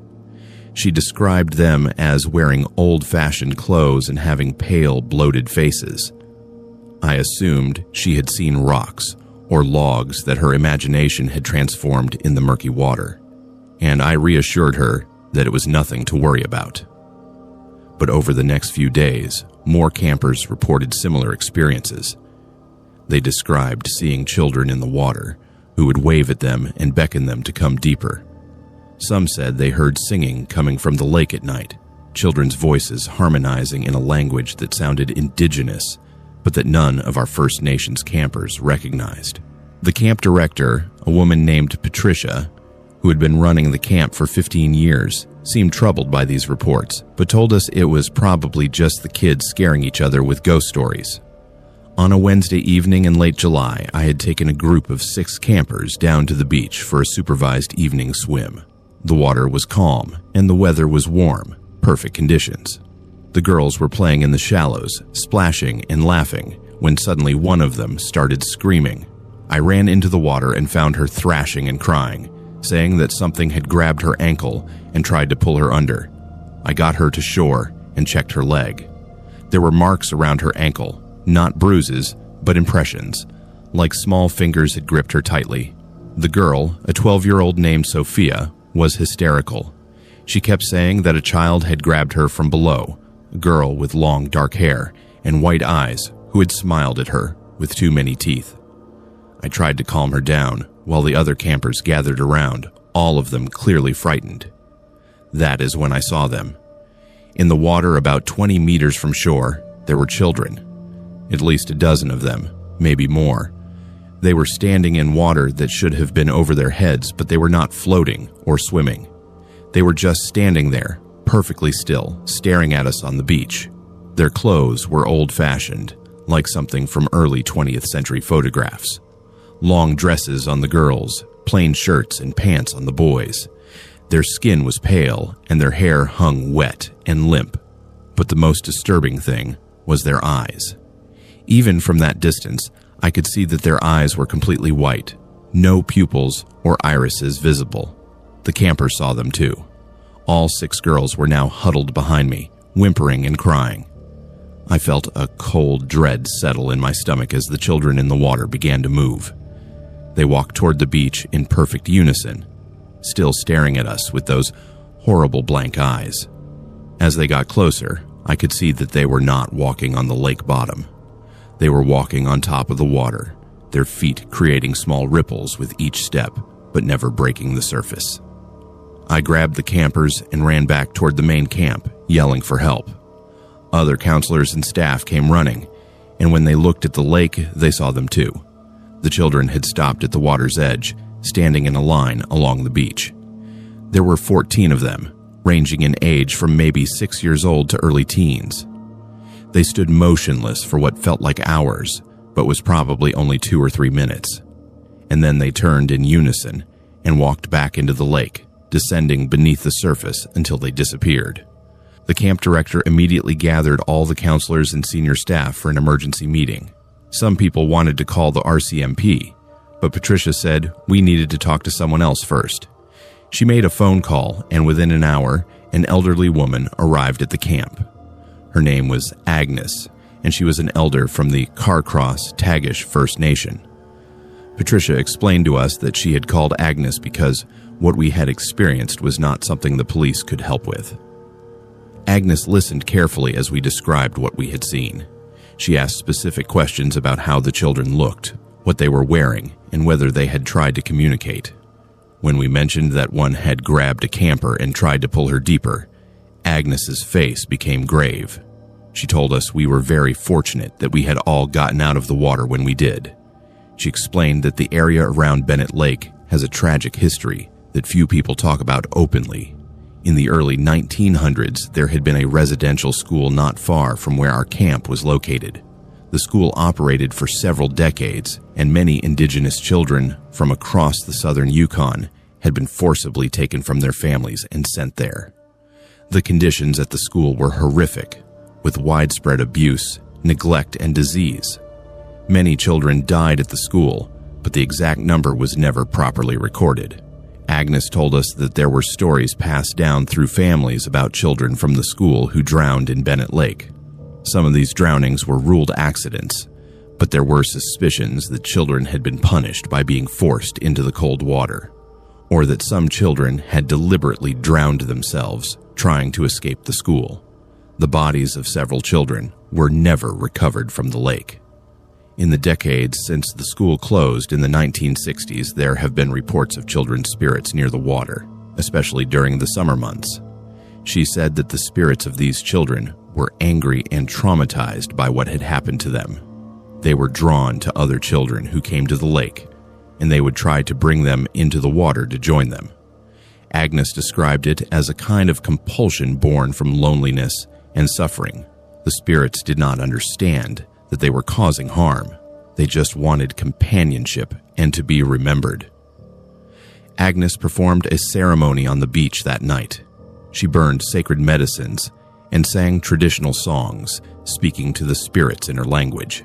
She acknowledged their suffering, honored their memory, and asked them respectfully to leave the children at the camp alone. She placed offerings at the water's edge and marked stones with symbols. She told us that the ceremony would help, but that the area would never be completely safe because the trauma that created these spirits was too deep and too recent.